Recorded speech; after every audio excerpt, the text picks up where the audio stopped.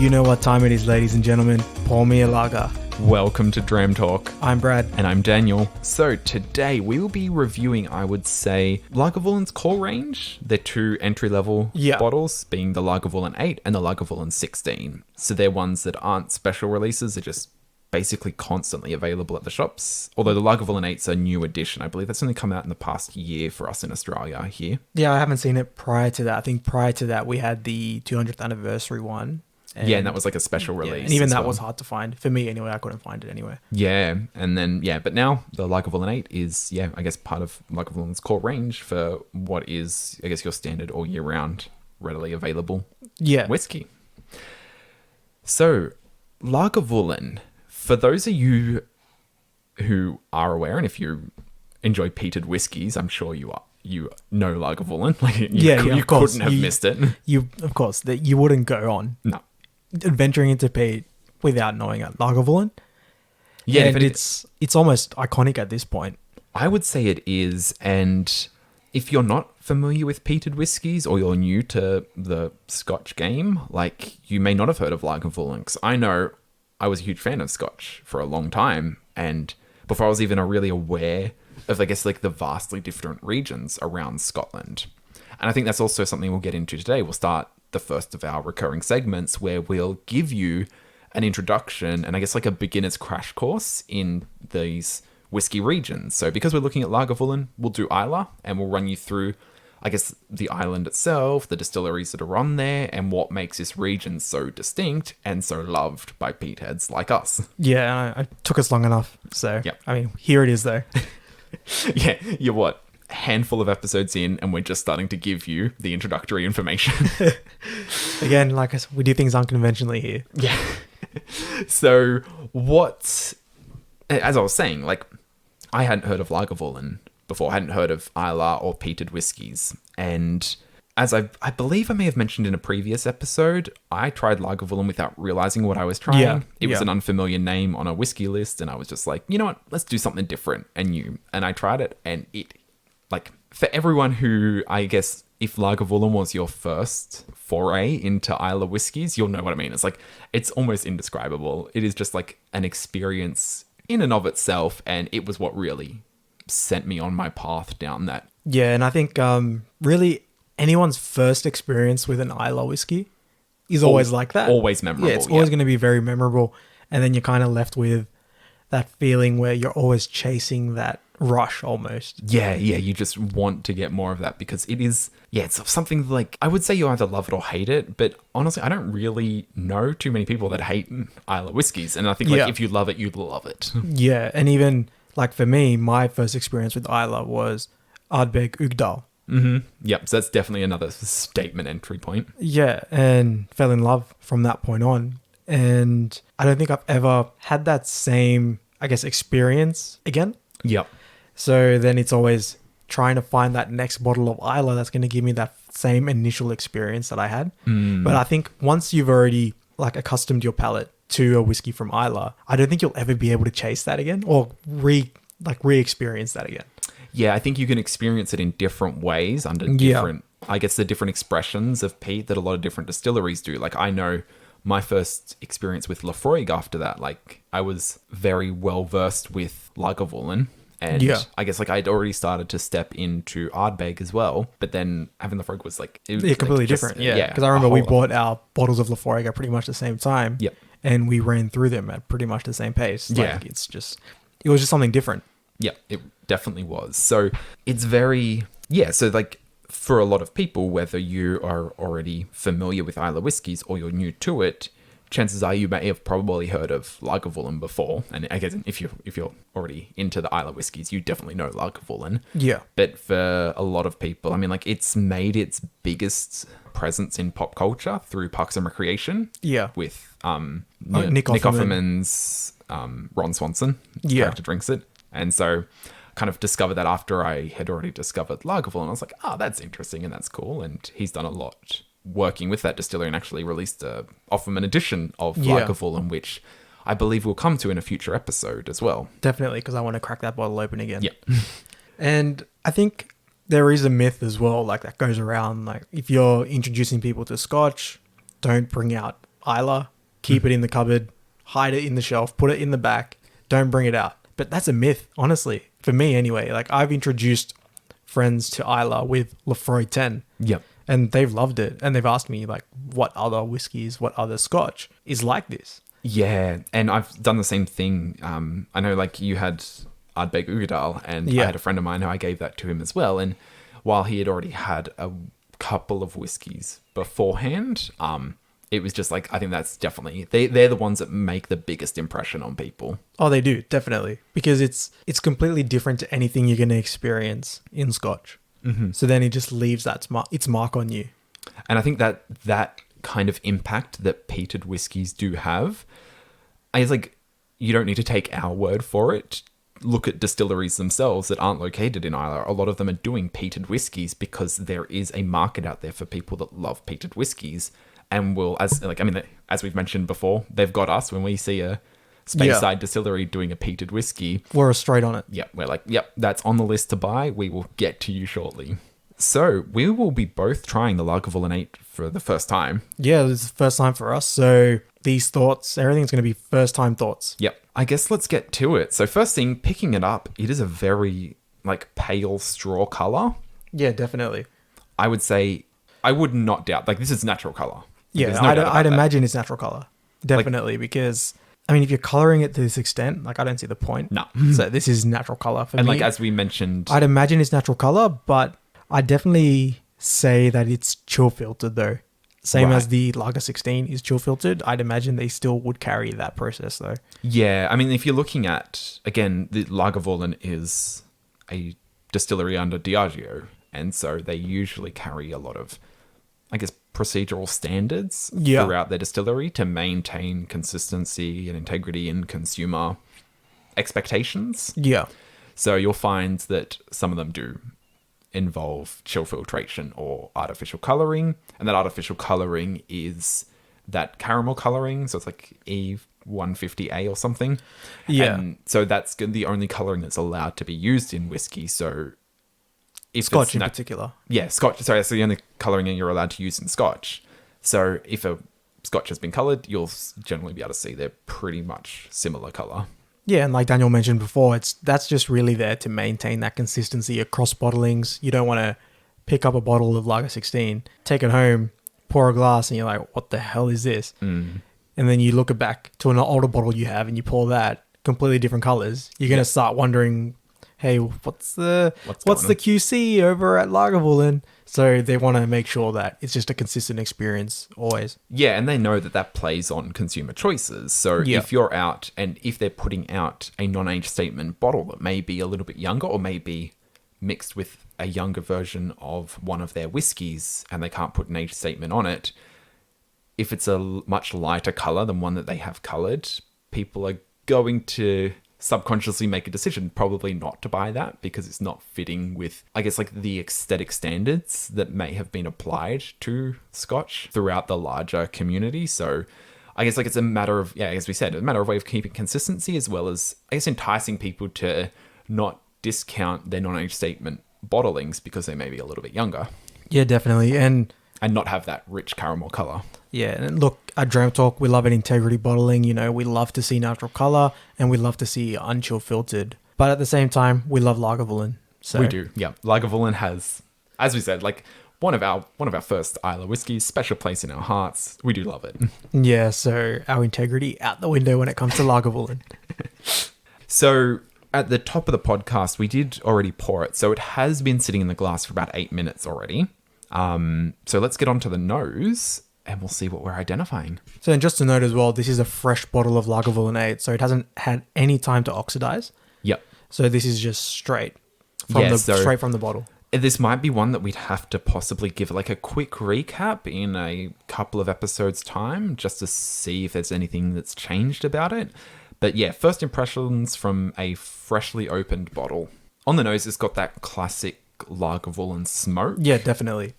It's like really similar to the 16 in that respects. Very similar, but I would say a little bit softer. It's not sitting like when you bring it up to your mouth, it doesn't feel like you've dunked your head in a fireplace. Like for me, I'd say like I get a bit more of a medicinal note on the nose that's coming across a lot stronger. I don't know as well, because like interestingly enough, the Lagavulin 8 is at 48%, whereas the 16 is at 43%. So maybe that extra alcohol percentage is playing onto the nose, where I'm getting kind of a almost medicinal expression similar to Lefroy, like along the lines of Lefroy. Yeah, and I guess that would be attributed to the amount of time it's spent in the cask and how much time the peat has had to mellow out. So I guess it's a very rough, young peated whiskey, much like the Ardbeg Wee Beastie. Yeah. What I'm smelling is the sherry casks that Lagavulin aged in, but there is a very sweet underlying note to it. Not, I say very sweet, that's probably a bit of an exaggeration. There is a sweet underlying note to it. Because it's not very sweet, but there is a sweetness there that I don't normally see in the 16. Yeah, no. It's definitely... I mean, like, okay, without going too much into the 16, but from what I remember, 16 carries a lot more of that maritime characteristics with it. Whereas the 8, it's the smoke, it's the spices, and it's also, there's like a nice creamy vanilla to it. Yeah, I actually almost get some maritime as well. I'm getting like that sea spray, kind of just like the water just splashing. Yeah, it is. Like, it is still there. It's just not as strong and present as the 16 is. But it's definitely coming across that this is a coastal island dram. Yeah, and if I'm thinking of like the medicinal note that I was picking up, it's almost like a Band-Aid. So on the palate, it's almost very reminiscent of Wee Beastie. Mm-hmm. Yep, I would agree with you there. It's very reminiscent of that, and you get that peppery note. The peppery note's coming across in the like as it's leaving my mouth now. The peppery note's coming up. Yeah, the smoke is a very light smoke. Mm-hmm. I'd say it's a very light smoke. It's not pronounced. You don't feel like you've got a mouthful of smoke, but the peat is there. Yeah, the peat is there, and this pepper as well. I'd say it's more maybe a white pepper as opposed to a black. Yep. But it's, to me, like it's almost like just drawing dots to Wee Beastie and what I was experiencing there. Yeah, the only difference I would put between this and not the only difference, but one of the differences I would put between the Lagavulin 8 and the Wee Beastie is that with the 8, I'm also getting like a seaweed underlying note to it, whereas the Wee Beastie was carrying those savoury meats. Yeah, with the Wee Beastie was all savoury meat, your hams, your bacons. Mm-hmm. There's none of that here. No. The only likeness I'm drawing was that pepper note. Yeah, but it's definitely got the bite of a younger Islay whiskey. Oh yeah, definitely. It's so it's, again, that's probably like another similarity with the Wee Beastie that we found, where it's a young Islay, and young Islas tend to carry a bit of a punch with them. Yeah, but it's got a very smooth and pleasantly sweet finish. Like, unlike a lot of the older Islay whiskies, like Lagavulin 16, Ardbeg Ugadal, they leave a very smoky mouthfeel. This almost finishes in like a very sweet note. Again, I said very sweet note. This almost finishes on a sweeter note with the smoke kind of coating very lightly the inside of your mouth. Yeah, like I got what you were saying when you were saying the sweetness on the nose, but on the palate, I'm getting a bit more, it's almost a citrusy note. Okay. It's like a little citrusy, maybe like a zest. Yep. Right? So it's, I wouldn't say I'm exactly getting like a lemon or an orange, but it's along the lines of like the citrus family. Right, yeah. I mean, but so far, it's a very interesting expression, I've got to say. Yeah, it is very different from what I remember the 16 being. And I guess we'll get onto the 16 shortly, so we'll give a bit more of a better comparison. But it's a very pleasant one. Like, while we did mention it's very reminiscent of the Wee Beastie, and it did have a lot of that bite. That bite is instant but fleeting. So it doesn't stay there, and what you're left with is, I guess, the classic Lagavulin notes, being the smoke, the salty air, and I guess like the sweet and the spices from the sherry casks. Yeah, and I think when we revisit this one, it's probably going to be revisited with Wee Beastie at the same time, because I'd really like to compare two Islay. That'd be a good one to match two up. Young Islas to get up against each other. I'd really like to sit that and see how that goes. And like, they've got nice, well-defined legs. They don't take long to form, which I guess is very indicative of the easy finish that it has. Like, I wouldn't say it's a long, strong finish. The flavors definitely remain in your mouth for a decent amount of time after you've finished it, but it's not one that would entirely overpower your palate if you were doing other tastings. No, I wouldn't find that. But the finish for me is definitely long. Mm-hmm. Like, for that finish, that seaweed note is so pronounced, like on the finish. Yep. Like, as soon as I'm just going through and the saliva is just like in my mouth, I'm just going, It keeps going back. Seaweed. Yeah, I think it's. I'm just like sitting with it now and seeing how it compares, because that's, as I was saying, as I mentioned, basically at the top of this, that seaweed note was very strong at the start when I first tried it. It gave way to a bit more of the spices and sweetness afterwards. Nah, yeah, it's still there. The seaweed's still there. But I'd say like it finishes more with the smoke and a sweeter underlying note. Yeah. And I think maybe just like my preconceptions of what I was expecting, maybe I was thinking the smoke would be a lot more prominent. Yeah, I was expecting that as well. Yeah, and it's definitely not. The smoke is more in the background rather than the foreground. Mm-hmm. That's definitely what I'm finding here. I'd agree with you there. And I'd say I haven't made an opinion yet on it. Like I don't, because it's coming off my experience with the 16, going into another Lagavulin, I was expecting it to be really strong and smoky. Because I guess like we might go into an explanation of this shortly in our next segment, but there's a difference between peat and smoke. Yeah. And the Lagavulin 8 doesn't carry such a strong, quintessentially Lagavulin smoke with it. So it's just interesting to note that that's a difference with it. And I don't know how I feel about it. Like, I don't know whether it's working for the other flavors that it's carrying, or if it's just like a step away from classic Lagavulin. Yeah, I think there's still classic Lagavulin notes there, but they're just not as pronounced as I would have thought they'd be. Yeah. And it's just maybe the other notes that are probably present in the 16 but have just mellowed out over time, those notes are just maybe at the forefront here. Mm-hmm. I think that's what I'm finding anyway so far. But yeah, like just coming off that as well, what I would say is if you buy the 8 and you've already had the 16, it doesn't feel like you're buying the same bottle. Like they're definitely different drams. So I'd say they're definitely worth your time, because I'm like, while I was saying like the smoke wasn't as strong, it's not a criticism of this whiskey. So I think we need to go in and add some water now and see how that changes things up. So what I've noticed straight up after adding the water is I think the seaweed and the sea salts come across a lot stronger. Yeah, it's almost morphed into a Talisker. Yeah. I'd say almost something like that. It's a lot more maritime-y. Yeah. You're like, you've added water. Okay, I guess into the ocean I go. Yeah.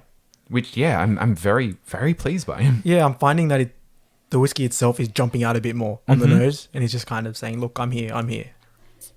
And like one of the things I've noticed, and I think we've mentioned it a couple of times when we've added water to peated whiskies, is the smoke kind of becomes more subdued. Yeah. But the peat is a lot stronger. So that kind of minerally earthy notes are coming across quite a bit more. I'm getting interesting. I'm getting like a bit of a mint. Right, yeah. Because I was, yep, no, definitely there. Yeah. So it started off as like, oh wait, no, now it's I'm talking in real time as the flavors are changing in my mouth. Because what I first noticed after I drank it, oh, this is an experience. Yeah, wow. yeah. Okay. So what got me first was like a lemony zest. Yes. Then it started to turn into like a refreshing mint. And then that like refreshing mint at the back of the mouth, like that stayed for a bit. And then it turned back into a lemony zest. And then into like that very sea salty note. Yeah, that citrusy zest I was picking up prior to the addition of water, that has turned into a lemon zest. It's identifiable now. Yep. And it's like, I can pinpoint it and say that's lemon zest. Yeah. And it's become a lot stronger. Yeah, like I said, because I can actually identify it now. Before I was just saying this is just citrus zest. Now I can identify it. And I'm finding that the peat's a lot punchier. Yep. So the peat's definitely there, and it's lingering in the middle of the mouth a lot more. And the pepper note maybe is subdued a little bit. Mm-hmm. I would agree. The smoke isn't overly present, but for me so far, I'm actually enjoying this a lot more with the addition of water. I was going to say, yeah, I've thoroughly, like this is stepped up a notch after adding the water. And even now, I'm still getting that really nice salty tingle at the back of my mouth that is just very pleasant. Yeah, even for me, like kind of in the aftertaste now, I'm almost getting maybe like a mint green tea. Okay. Like a minty tea.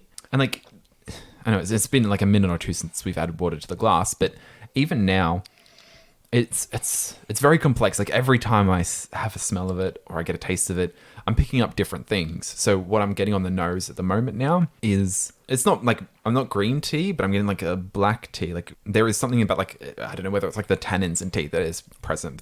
I'm picking that up, but I can't directly associate it to a particular kind of tea though. Yeah, I'm almost getting some tobacco-y notes as well. Okay, yeah. So maybe some tobacco, but the main note that I'm getting with that water is that lemon zest and definitely that mint. That mint is like prominent. Yeah. So when I found, both before the water, it was still a widely varied and complex dram, but after the water, it's just showing that it definitely is. Like there is just so much more that's coming out after adding a bit of water. Yeah, and for me, I think maybe before the addition of water, we were saying this was maybe a little different for Lagavulin compared to the 16, but I think with that water, this is distinctively Lagavulin. Yeah, absolutely. Like there's no doubt it's like if you're familiar with Islay whiskies and you know the distilleries, you maybe have a favorite. I guess you know the different versions of the different editions that those distilleries release. They have a lot of different notes and they're quite wide and varied, but they always carry almost like a distinctive, quintessential distillery representation throughout their bottlings. And so if you've tried quite a few, you can tell like these are definitely Ardbegs, and like for these two, they're definitely Lagavulins. Almost a Talisker. Almost a Talisker. It was the maritime salty notes that's it's throwing me off. Not throwing me off, but like reminiscent of Talisker. I know you just want to drink the Talisker 15. I do. Just a bit behind the curtain. We are at my place today, so the Talisker 15 is just out the door. I can feel its presence. It's calling me. And yeah, I'm just repeating myself here, but definitely more enjoyable with the water. Mm-hmm. I would agree. Which again, it's really interesting to see because I think we're kind of almost on a run here where whiskies we've been reviewing, or scotches I should say that we've been reviewing, have become a lot more interesting and a lot more complex with water. I feel like it's just been a common note for the past couple episodes. Yeah, and I don't know whether that goes to show that the addition of something as small as 5 ml of water has a drastic impact on the whiskies. But I think there's only been there's only been like a handful, like not a handful, because we've only done a handful of episodes, but there's only been like 1 or 2 whiskies where we've noted the addition of water hasn't actually improved our experience. But the majority of them we've looked at, it's definitely like the water is really... It's adding really something more helpful to just expand what the whiskey has to offer. Yeah, and I think that's what the water really does anyways. It just fills everything out a little more. Yeah. And it just gives the whiskey itself more room to open into. Yeah, and while we're saying, like, I think the two that are sticking in my mind that really stand out with the additions of water would be the Lagavulin 8 and the Glenallachie 15. But don't take that as we always recommend adding water straight away. Like, no, like what you should do is try it first and then add the water, because you can just then, like, I think seeing how much it changes adds to the experience of actually doing the tasting. Yeah, of course. And you always need a reference point to look back on and go to.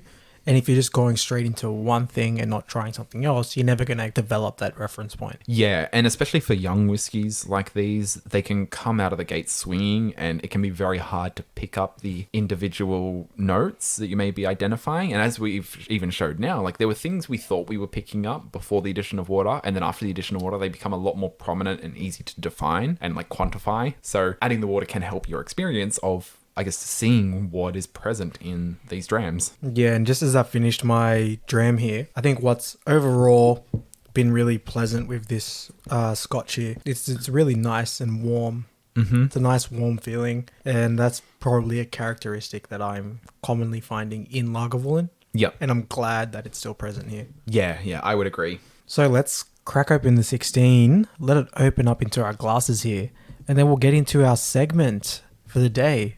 Islay for beginners.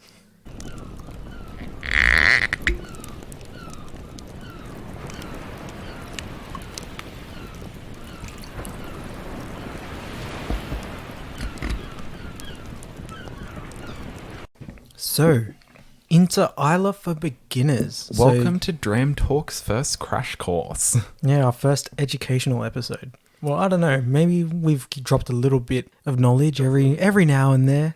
Could maybe say nuggets of knowledge, but let's get into the thick of it now. Let's get into the regions. I think the idea of doing this is we know quite a bit about the Scottish whiskey regions, either through going to Scotland itself and traveling around and getting the experience, or just like noting what ones we like, and then exploring what the common notes from those regions actually are. So we don't want to take that knowledge as presupposed to you, the listeners. So some people may not be too familiar. Some of you may be more well-versed than we are. But we figured we'd just give an introductory explanation for a lot of the different things just to help people who are starting off on their whiskey journey who may not be too familiar with the different regions, the different notes, and I guess the wide variety of whiskies that Scotland has to offer. Yeah, so like Daniel's mentioned, maybe we can offer some knowledge that maybe you haven't got, or we can maybe fill a knowledge gap. Yeah, thanks to Wikipedia. Yeah, thanks to Wikipedia. So obviously, take into account, maybe we should have just called this segment Islay for Beginners by Beginners. Yep, exactly. That's a very apt way to describe the segment. And yeah, a lot of our knowledge is come from Googling. So we're doing the work, so you don't have to. You can just sit back and listen to us. Yeah, and digest the information for you. Yeah, exactly. We've taken out the actual hard work and effort. So I think the first thing we need to classify for those of you that may not be too familiar with Scotland and Islay in particular is Islay is actually spelled Islay, but it's pronounced Islay. I didn't know that at first, so it was a little bit embarrassing when I went to Scotland. And I'm like, ooh, I like the Islay region. Well, you're walking around... Man, this scotch from Islay is very good. Yeah, so for those of you that may not have known that, I'll save you the embarrassment that I encountered. And that was not the first and only instance because... Wait, what did you say? You say you're half Scottish? Yes, I apologize to my mum and her entire family. But yeah, they can have some... when you look at the names, you can be like, I think this is the way you pronounce that name, and you say it, and it's not the case. Case in point is when we were talking about Ardbeg Trevay a couple of episodes ago, we called it the Ardbeg Trevan, which in our defense is how it's spelled. I don't even think we said Trevan. I think we just said Treban, like the Aussies we are. Trevan. So, yeah, we would make mistakes in the pronunciation. Please don't hold that against us. We'll learn and correct it for future references. But yeah, we'll just save you that embarrassment and get the pronunciations out there first. So Islay itself, it's an island off the west coast of Scotland. There are 9 active distilleries running there at the moment. So these include, I guess, the core of them, the ones that people will be most familiar of, would be Lagavulin, Laphroaig, and Ardbeg. Now, these 3 are all located basically along the same road, along the bottom eastern coast of Islay. And they are all, while they each have their own distinctive characteristics, they're all very much in that heavily peated, smoky, salty flavors that you'd find they're all really popular amongst they're them. all on the coast, so you'd expect that anyway. Yeah, and then heading around the island, you'll find the other distilleries like Kalila, however you pronounce that. Again, half Scottish. Brookladdick, Bowmore, Killuman, Bunnahabhain, and Ardna. What was that? In Ardnaho? Ardnaho. Yeah. Ardnaho. Again, the non-Scottish guy is just correcting the Scottish guy here. So sitting here looking at me with those judgmental eyes. Yes, trying my best. Okay, so as we mentioned at the top of that, the common notes that you do draw from Laphroaig, from Ardbeg, from Lagavulin. Yeah, those 3 most typical Islay distilleries that you'll probably see when you're going in the shops. They're the 3 that'll probably strike out at you. Yep. Straight away. And it's probably a note that's probably medicinal, and it's often presenting iodine, seaweed, and salt. So I've found anyway that those notes are usually what I'm connecting between those 3 there. Yeah, so they're common threads you can pull out, and that's one of the good things about trying different whiskies. Even if your favorite may be Lagavulin, and you're like, I'm a Lagavulin diehard, and I won't try any others because I owe my allegiance to them. It's well, if you do expand into the different ones, it'll really help you with identifying the flavors and notes that are present among these. Yeah, and I think in a note I missed out on as well, it's just that campfire-y note that's probably present in all of them, I found. Yeah, I would agree. You get a feeling of the smoke that's filling your mouth. So smoke and peat, 2 very different things. Smoke is, smoke is what it is. It's smoke. Peat is a lot more of that iodine-y, earthy, mineral, medicinal kind of notes. Like that vegetation. Yeah. And that comes from, peat itself. And so for those of you that don't know. So Daniel, what is peat? Peat is partially decayed vegetable or organic matter that's kind of been compacted over time into this big black layer of dirt, basically. So how does that get into whiskey? You ask, Brad.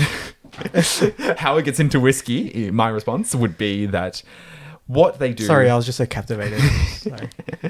So the way that peat becomes present in whiskey is because Islay, being an island, can be a very damp, wet place. So when they're drying the barley, to aid in that drying process and to ensure that they don't stay sitting there wet and end up going off, getting moldy or whatever. Yeah. To aid in that and to assist that, what they do is they started to burn peat. It speeds that process up and it only takes them about 30 hours to dry the barley. So the degree of peat in whiskey, it's often calculated in ppm. So that's parts per million. And that's the phenol content, which is an aromatic organic compound. And it's present in whiskeys of a ppm around 30, usually much more present in ones over 160 ppm. And Lagavulin 16 is sitting at about 35 ppm. Yep. And the Lagavulin 2019 cask strength, which we've had a look at before, is sitting at 85 ppm. Yeah, and I think that really comes across in the notes we pick up from that, which is a lot more of that burnt vegetation as opposed to campfire smoke. And so definitely. The way I would describe that is like burnt vegetation is like the burning of really green and I think we did mention notes of that vegetal note was really present in that Lagavulin 2019 release. Yeah, and I think if you're peat heads like us, we are looking for really strong peated whiskies to try. And I think Octomore is probably the most heavily peated one. Yeah, we haven't bought an Octomore yet, but it's on the list. Yeah, we're keen to get to that. And what's the highest? What's the ppm of Octomore? What's the highest Octomore? I think it was like the Octomore 6.1 or 6.3, and that was at 258, I think it was. Yeah. just a little bit more than that 35 that's in the Lagavulin 16, which feels like a campfire in my mouth. Yeah, so that's probably just a fire in your mouth. You just open the bottle and just smoke starts coming out. Now back to those three main distilleries on Islay. Laphroaig, Ardbeg and Lagavulin. I can actually find that Lagavulin's probably maybe the best entry point because it's not as minerally or chemically as Laphroaig. Definitely. And it's not as strong on the peat as Ardbeg. Mm-hmm. I mean, Ardbeg is a really good Islay whiskey. It's the one I was introduced to Islay with. But maybe it might not have the same ability or appeal to a wider audience that Lagavulin carries.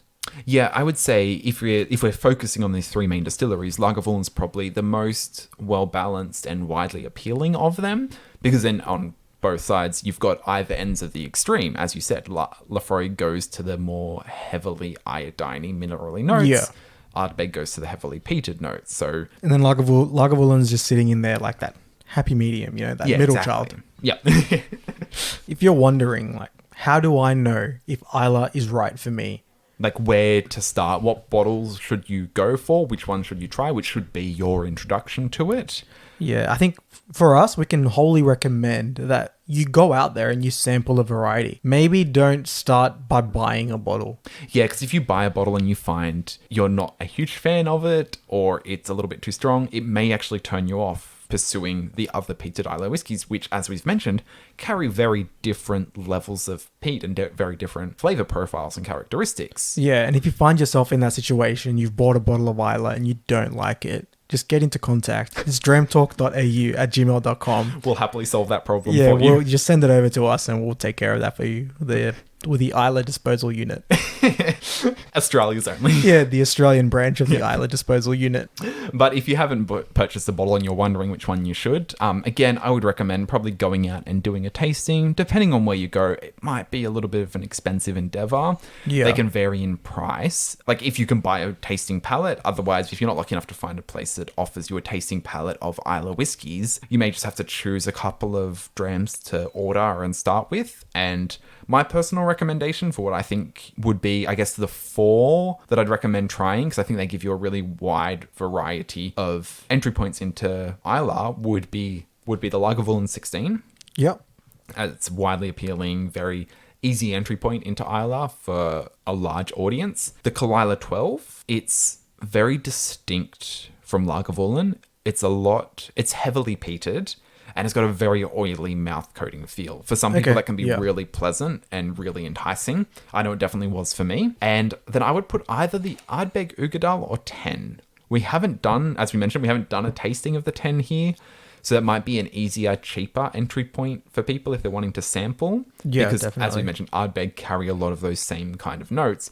But Ugadal is definitely a top-notch Islay whiskey. Yeah. And my fourth one, which I recommend it, but I don't know if I actually can because I haven't tried it. I've just heard very good things, would be Bowmore. We may have to review it and for me to actually classify it. Like, this could be subject to review.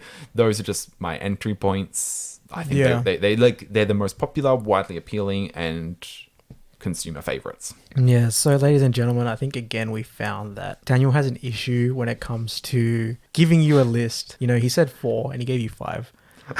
So, like, I'll give you... I was the one that even decided I'd come up with 4 tasting ones, and I couldn't even stick to my own rules. So, look here, I'll just rein it back. I'll give you my 4. All right, so definitely Lagavulin 16. I think that's a good place to start. It's very appropriate for me anyway. And just copying me, so yeah, whatever. Again, I'm going to give 4. I'm going to say Lefroy 10. Yep. Because I've had very good experiences introducing people with that. Mm-hmm.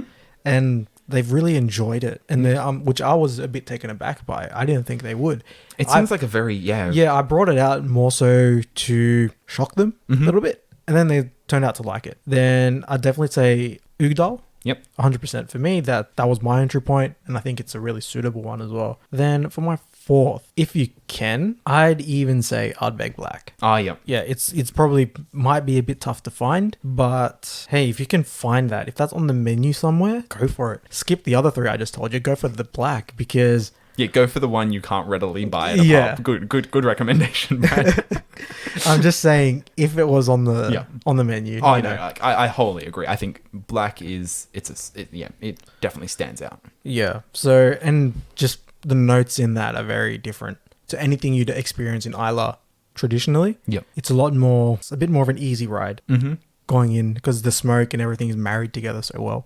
Yeah, it's a much more balanced peated whiskey. Yeah, so I think that really summed up that, like, Islay for beginners, right? The last thing I'd probably mention, and this is not so much for introduction to the whiskies themselves, but if you're traveling to Scotland in the future and are planning to go to Islay, definitely plan it much further in advance. I personally haven't been myself. Yeah, neither have I. That was because of poor planning. I decided to go, but the ferries run very infrequently. I think there are only 2 that leave from one of the main ports at a day, and the return one was like full, so we wouldn't have been able to come back, which would not have been the worst thing in the world. Like, I would have been happy to be stranded on Islay for the unforeseeable future. Unfortunately, we had already prior commitments. We'd booked plane tickets, they were non-refundable, so had to pass up that opportunity. But just be aware that while it is an easy place to get to, the ferry trips are infrequent. So if you're planning a day trip, maybe a little bit tricky, but if you're an Islay fan, I think you'd be planning to go there for more than a day. Yeah, definitely. And now I think our 16s have been sitting in the glass. They're calling us. Yep. Yeah, the teens are calling. Let's get to them.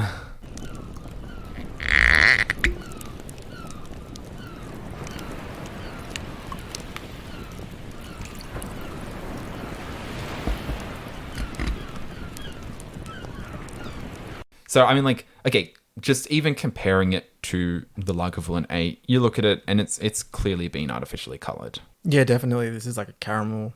Yeah. Yeah, it's a dark caramel. It is like the stock standard whiskey image. It's the whiskey colour. So it's one of those things where you smell the smoke and the peat on the nose, but what I really enjoy is when you open your mouth a little bit and breathe it in both through your mouth as well as through your nose, you get that smoke. Like, that smoke just is like filling the mouth. Yeah, definitely. Just from the nose. That's amazing. As well as like a salty tang. Yeah, the saltiness is definitely there. It's a very maritime feel. Now, one of the things I will mention, I just want to preface our reviews of this because if Lagavulin 16 is your entry point, it's going to be crazy smoky. Yeah. However, I think as we've mentioned, when we first try an Islay whiskey, you want to chase that same kind of instant mouth-filling, smoky, peaty note, and you just try and chase it, and you try and find that constantly.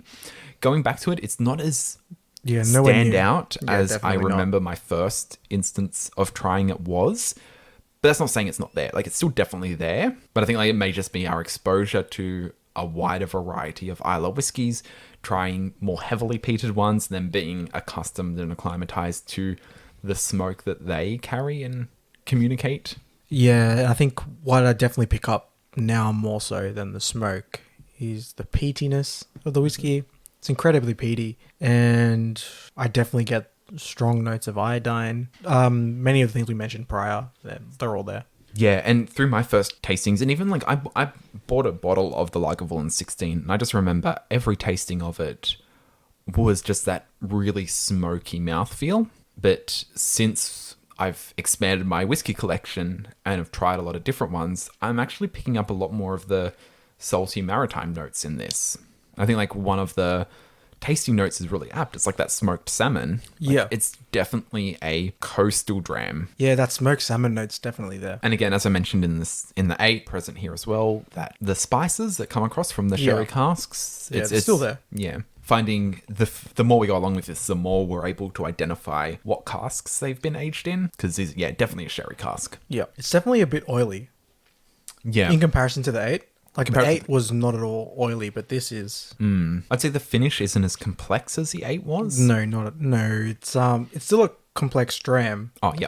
But I think actually maybe complex isn't the right word to use. I'd say it's probably a bit more layered as opposed to complex. Okay. Like as the flavors are actually, they've been given that time to blend together and just marry together really well, as opposed to the 8 where all the flavors are kind of bouncing off each other. And I would say like we would only be comparing them because we've been reviewing both of them in the same episode, as well as because they're both from the same distillery, and Lagavulin 16 is essentially double the Lagavulin 8. Yeah. So essentially, it is. It is double. Yeah. I think we showed in a previous episode. I've when it comes to after a few drams, my mathematics skills just really diminish.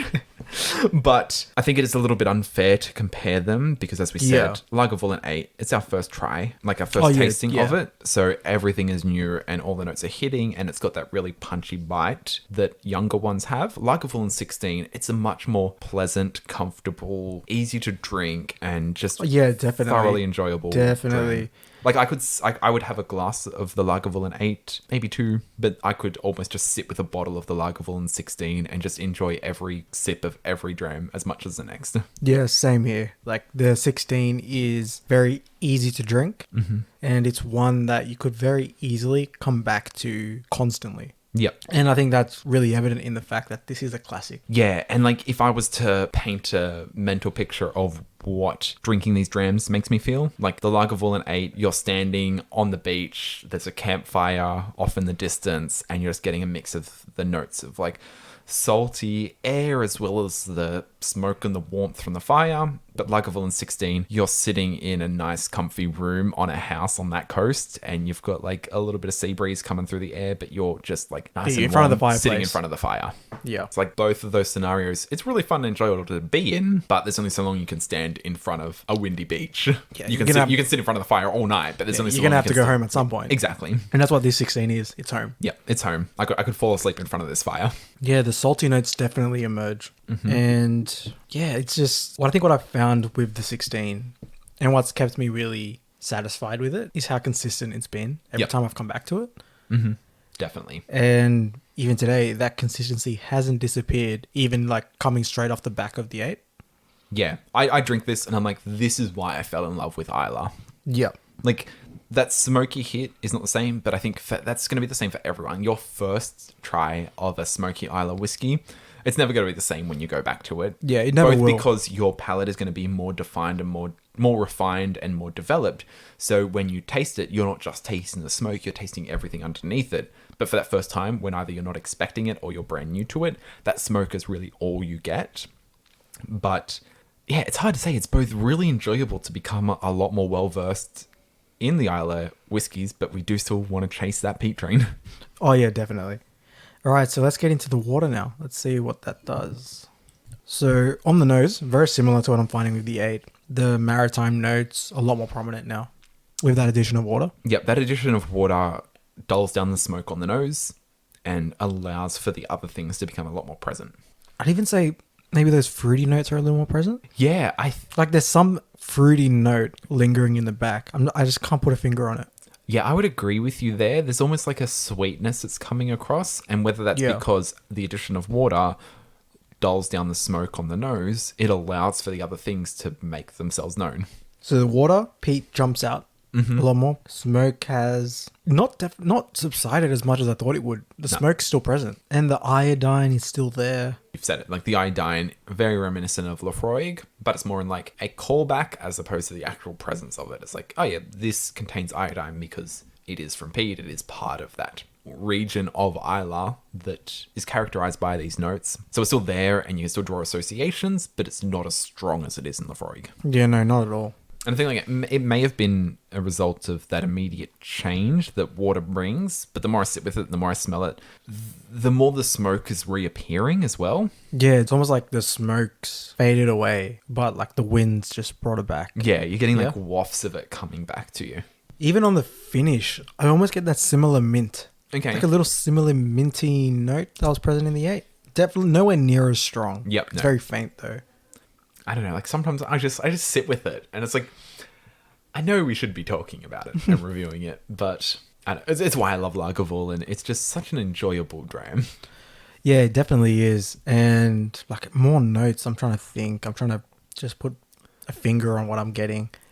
Like what I would, sorry to jump in, what I would say is what's coming across more after the addition of water is not so much that smoke, but as we mentioned, like the peat, the vegetation, the greenery, that earthy. Yeah, definitely. I was just about to say, like, I'm getting a significantly more grassy feel. Right. Yeah. In the mouth. Yeah. It's really weird though, because it's definitely an oilier dram than the 8. Yep. But it's still incredibly dry. Like it's really weird that I can pair those two together, but it's oily and dry at the same time. Yeah, I think like the way I would, I guess, what would you say, like rectify that? Yeah, would be it's those spices, those dry spices that come across from the sherry. Yeah, definitely. I think they're what are giving you that dry mouth feel at the end, so it doesn't have as lingering an oily coating finish as some other whiskeys can give you. But what it leaves you with is those the dry spices, the sherry spices. So like the kind of nutmeg, cloves, cinnamon, whatever else is added into it, like the combination of all of them. Yeah, the spices are definitely more present as well. Definitely on the finish, more so on the back. Right. Yep. Yeah. See, I think with the 16, like as you mentioned before, it's one that you can just sit with. You know, it's just so easy to drink, and you just almost forget what you're doing. Yeah. I mean, like coming back to it, it just reminds me why I fell in love with Islay in the first place. All right, so the time you've all been waiting for. Onto the ratings for the Lagavulin 8 and the Lagavulin 16. Okay. All right, so Daniel, you want to start us off today? All right, let's start with the Lagavulin 8. I think our ratings are going to be subject to change. I think it made a really big first impression for me, so I was thoroughly impressed by it. Oh yeah, same here. I think that's gonna impact what I rate it. So like now, just my mental process at the moment is being like, do I undercompensate because I know it's new and a new experience? Do I overcompensate because it's Lagavulin and I love Lagavulin? Hey, we can always come back to it. We've got a whole bottle here. Exactly. Not for long, but yes. So I think I'll try and find a middle ground here. I'll try and I won't put it in the category of like we're not battling these two. We're not trying to compare them, see which one's better. Lagavulin 8. If we're evaluating the benefits the bottle has to offer, it's got an age statement, natural color. Maybe it's been chill filtered, so a little bit there. I would probably put it at a 7.5. Oh, okay, 7.5. I think it is okay. Like for me, the reason why I've given it a 7.5, I think it is well above average. It's got the characteristic smoke of Lagavulin. It's got a lot of the maritime characteristics that I love in Talisker, and that complexity and that kind of combination of hits that it was giving on the palate, both before and after adding the water. It's really great. I would say it's 7.5, nudging on an 8. Okay. All right. That's good. That's good. Well, actually, that's great. Not good. That's great. That is great. Yeah. Yeah. So for me, I'm looking at the 8 here. It was a very good experience, a very good first experience. It has a lot to offer. Mm-hmm. It's very complex. Yep. And I almost want to, like I mentioned before, like how we'd probably have to compare the Wee Beastie and the 8 together. I almost want to go and do that right now. But man, if I'm sitting here with this 8, for me, this is probably a 7. A 7? Okay. Yeah, I'd say, yeah, I'd stick with the 7. It's great. It's well above average. You know, I wouldn't push it into that excellent, right? It's not, I mean, I could see, like, on another day, Yep. maybe I could have just given this an 8 straight up. Like, excellent, quite exceptional. But right now, it's well above average. So that's a 7 for me. And I think, like, as we mentioned before, it's really deserving of a revisit, Yep. just as the Wee Beastie is. So I think now we should just move on to the 16, right? So I'll start off with the 16. Yep. Okay, so the 16 for me, a very classic dram, right? One that you can always come back to. And I mentioned before, complexity probably isn't the right word to use. It's well layered. Right, yeah. Right. It's well layered because the flavors are married together so well. It's consistent. Like, I don't think I could ever be disappointed opening this bottle, you know, and I'm going to give this an 8.5. Okay, yep. And it's for pretty much everything we mentioned in the review, and maybe also everything we didn't mention because we were enjoying it so much. Yeah. You know, and like, even like Daniel said before, it's sitting at home in front of the fire. You've got the window open, you've got the sea breeze coming in. It's exactly that. And as we said before, Lagavulin 16 is home. Yep. Right? It's a great warm feeling and one that you can always come back to. Right? And that's what you do. You always come back home. Yep. So it's just a great representation of Islay, and one that I can almost say, like, it's on the cusp of 9 for me. Yep. Okay. Right? It's almost sitting on that same level as Oban sits for me, because I love Oban. Right? It's an all-time favorite for me, and this is on the cusp of an all-time favorite Okay. for me, because it's almost one that I'd always keep consistently in my cupboard. Yeah, and I think for me, like, this is an all-time favorite. So straight away, that's just made it a 9. Like, Lagavulin, it's nostalgic for me. It's my first entry point into Islay, but not only that, even after I've gone into Islay, I've gone to the different distillery through my palate. I've gone to the different distilleries. Yeah. I've visited Ardbeg, I've visited Lafroig, I've visited Kalila. So, but Lagavulin 16 just still holds a special place in my heart. I mean, like, my only issues with it is when it comes to the integrity of bottling. They've given an age statement, but it's not natural color. It's definitely not natural color, and it's definitely been chill filtered. Yeah, so that's just knocked 2 points out of that for the integrity bottling. No, it's knocked 1 point because our scale isn't out of 11. Oh no, I more meant that. Oh, okay, all of right. the integrity bottling, you got age statement. Because I was going to say Daniel strikes again. Yeah, so it's definitely a 9. It is an all-time favorite. Yeah, it is and just a perfect like I one you said can as sit well, there with and enjoy. Yeah, like I said as well, this was on the cusp of a 9 for me as well. Yeah. It's just a really, really, really good dram. Okay, we're all putting them on the same scale, so I'm putting this as a 9. I'm very conscious that I rated the Lagavulin 12, the Diageo special release, as a 9 as well, but it's really hard to compare those two. But Lagavulin 16, I think, earns its place at a 9 for the reasons we've outlined earlier. The fact that it's nostalgic for me, it's that one that you could sit at home with and feel at ease and at comfort just drinking. It doesn't sit on an extreme in Islay. It's not for the ones that are like crazy about the iodine peaty notes like Lafroy carries, or the complex peat smokiness that Ardbeg can carry. It's just like it's a great Islay whiskey, and I could say it could stand up as a poster boy for Islay. Man, like, I don't think there's much more we can say about the 16 because we both thoroughly enjoy it. And I think when we do revisit the 8, once it's had a bit of time to oxidize and open up a little bit more in the bottle, maybe those 7s jump into the 8s. Yeah, right? or maybe they could change. Like, who knows? When it comes up against the Wee Beastie, yeah, our opinions of both of these drams could change. Yeah, definitely. And, you know, as we continue to drink the Wee Beastie, as we continue to drink the 8, and as we continue to drink the 16, I mean, my bottle of the 16 is almost nearing its end, unfortunately. Yep. But these two expressions here, they are Lagavulin, and I really enjoy what they both offer. And for the 8, you know, like going back to that 7, I did give it. Maybe it's a bit harsh. I don't know, but it's locked in. Yeah, it's locked in. It's locked in. I've written it down. That's it. It's done. Can't change it now until we come back and have a look at it. Yep.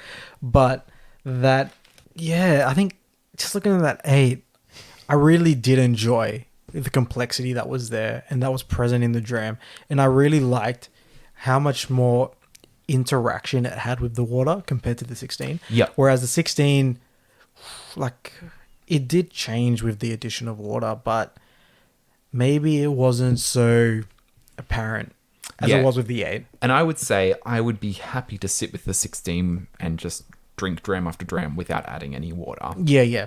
For the 8, I would almost always add water because I just really enjoy how much that changes. Yep. Whether Same that's here. a good or a Same bad here. thing, it's hard to say.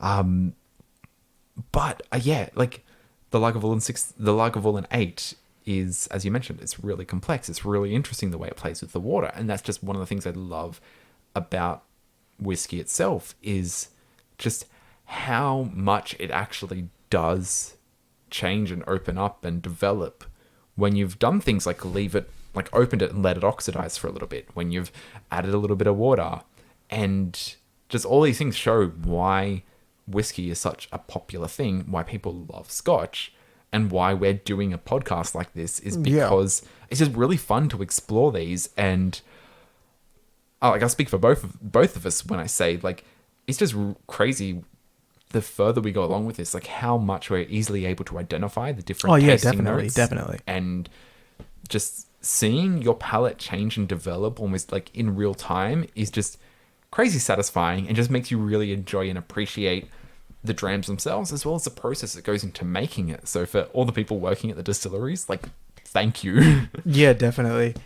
And it almost goes to show, like, just how much we both do love Lagavulin. Yep. Like, as Daniel mentioned before, like, we could just sit with the 16 and just continue drinking this for the rest of the night, and it wouldn't be an issue at all, no matter how many bottles I have out there. Yeah. Right. Well, we got plenty to choose from, but we'd be just content if the 16 was all we had. Right. So, like, for me, 8.5 on the 16, 7 on the 8. And I've got Daniel, 7.5 on the 8 and 9 on the 16. So we could continue singing Lagavulin's praises all night, but I think it's about time we sign off. Thank you for joining us. As always, you can contact us via our email at dramtalk.au@gmail.com or through Instagram at dramtalkpodcast. Yeah, so with that, ladies and gentlemen, pour another dram!